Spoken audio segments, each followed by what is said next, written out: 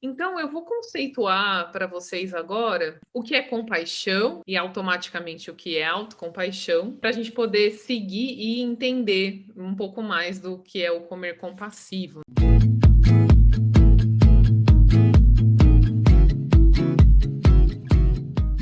Então, eu queria convidar vocês agora para a gente fazer uma reflexão. Se vocês quiserem, vocês podem anotar, vocês podem fazer como uma prática. Eu vou guiar como uma prática, mas vocês podem fazer de olho aberto também, se vocês quiserem, tá bom? Então, eu vou pedir para vocês fecharem os olhos e não precisa ficar com a coluna ereta, você pode ficar confortável. E aí eu vou pedir para você trazer à sua mente agora um amigo ou uma pessoa que é querida por você, que está passando por uma situação desafiadora. Pode ser algo que a pessoa está constrangida, ela está insatisfeita.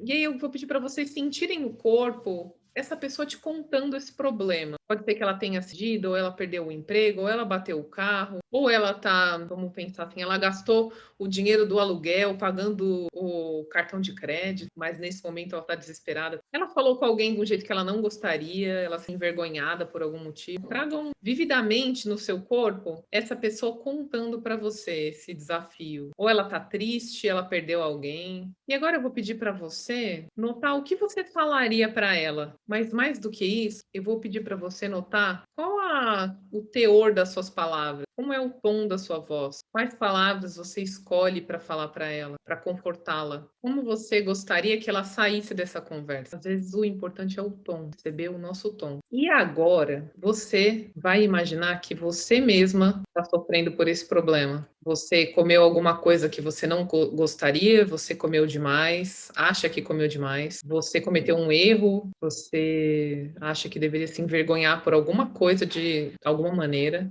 Como você fala com você mesma? Quais palavras você escolhe? Qual é o tom da sua voz com você? Vocês podem abrir os olhos. Se vocês quiserem, podem até anotar qual conclusão vocês chegam com esse exercício. Uma maneira de conceituar, então, compaixão, pessoal, de maneira informal, a gente pode conceituar a compaixão como a maneira como eu trato um amigo que está sofrendo. E a autocompaixão, obviamente, é quando eu consigo fazer isso em relação a mim mesma. O que vocês notaram de diferença, assim, quando foi o amigo e quando foi vocês? Como foi o tom, as palavras? Incrível a conclusão quanto à empatia é importante. Comigo, fui mais impaciente. Miriam, sou mais delicada com um amigo, mais gentil. A Renata falou gentil e acolhedor com ambos. Com um amigo, eu fui carinhosa e comigo, eu fui grossa.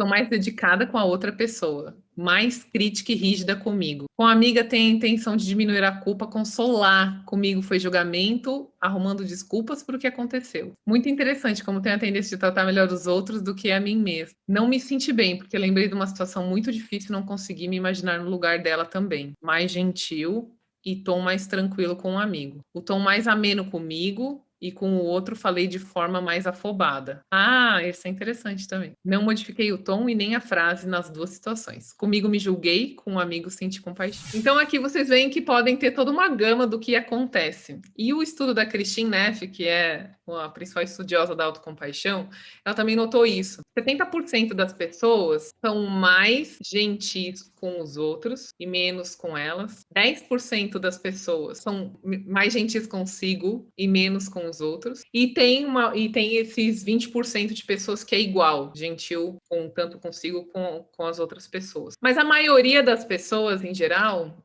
tem uma autocrítica muito severa. Porque a gente aprendeu que a autocrítica severa é o melhor motivador. Então, quando eu me maltrato ou eu sou rígida comigo mesma, isso vai fazer com que eu me mantenha na linha, com que eu não coma, com que eu fale não, que eu consiga manter minha força, foco e fé. E esse é um dos grandes problemas centrais quando a gente vai falar de mudança de comportamento, porque o fato é que o que os estudos vão mostrar é que não funciona.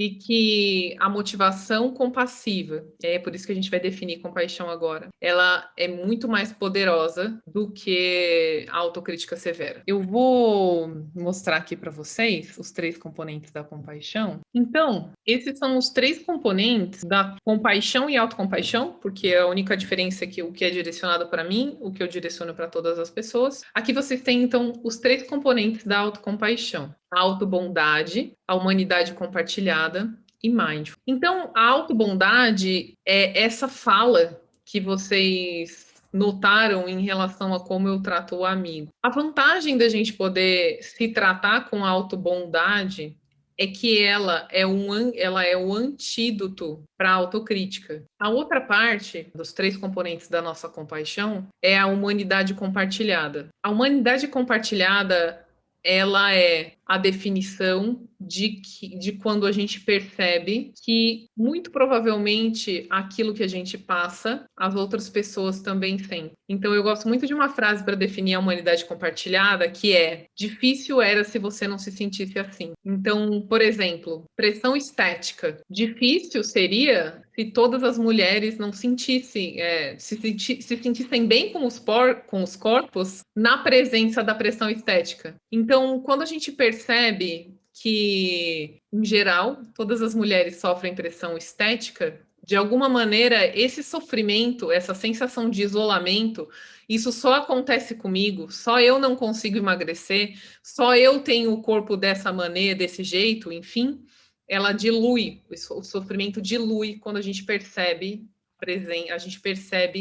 a presença do sofrimento que é universal. E o mindfulness, que é uma característica muito especial da autocompaixão. O mindfulness nos permite estarmos atentos, conscientes de que o sofrimento está presente. E o mindfulness da autocompaixão, ele é um mindfulness especial, porque é o que a gente chama de mindfulness do sofrimento. Quando a gente percebe que existe um sofrimento, é a partir desse momento que brota o desejo da gente se ajudar ou ajudar as outras pessoas. Então, quando vocês notam que existe um sofrimento em relação ao corpo, existe uma cultura da dieta, existe um histórico de como a gente foi ensinado a comer ou como a gente foi ensinado a ser profissional, isso é mindfulness, ou seja, é consciência da situação. Ele faz parte dos componentes da compaixão, porque sem mindfulness, sem consciência, ou seja, sem tomada de percepção, sem aumento da percepção, a gente não consegue agir. Então, por isso que ele faz parte dos componentes da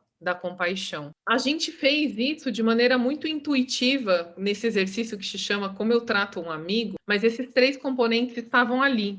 Esses 3 componentes estavam ali. Então, a gente percebeu o sofrimento do amigo, a gente, de alguma maneira, se conectou, porque todas as pessoas poderiam estar passando por aquilo. E aí a gente direcionou palavras de bondade para esse amigo. E o que isso tem a ver com a comida, pessoal? A verdade é que mudança de comportamento alimentar baseado em mindfulness e mindful eating necessita que a gente reconheça que existe um sofrimento. E aí entra a pergunta que a gente vai fazer para que a gente possa compreender o que a gente está tratando. Estamos doentes de quê?